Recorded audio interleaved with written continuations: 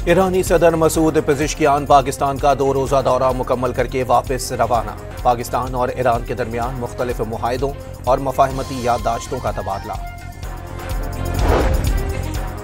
ईरानी सदर के एजाज़ में ऐवान सदर में अशाइया। आसिफ अली जरदारी ने मोअज़्ज़ज़ मेहमान का इस्तकबाल किया। पाकिस्तान और ईरान का ताउन को मज़ीद वुसअत देने के अज़म का आदा।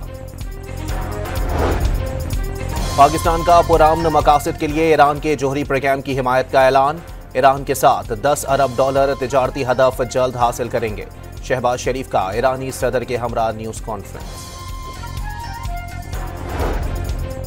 ईरानी सदर की चेयरमैन सेनेट यूसुफ रजा गिलानी से मुलाकात। चेयरमैन सेनेट का ईरान से पार्लिमानी ताल्लुकात को मज़ीद फ़रोग़ देने के अज़म का इज़हार। पाकिस्तान से गजा के लिए 100 टन इमदादी सामान रवाना। सामान उर्दून के रास्ते गजा पहुंचाया जाएगा। गजा पर सहूनी फौज की वहशियाना हमले ना रुके। सुबह से अब तक 92 फ़लस्तीनी शहीद। इमदाद की तलाश में सरकर्दा 56 फ़लस्तीनी भी शहदा में शामिल।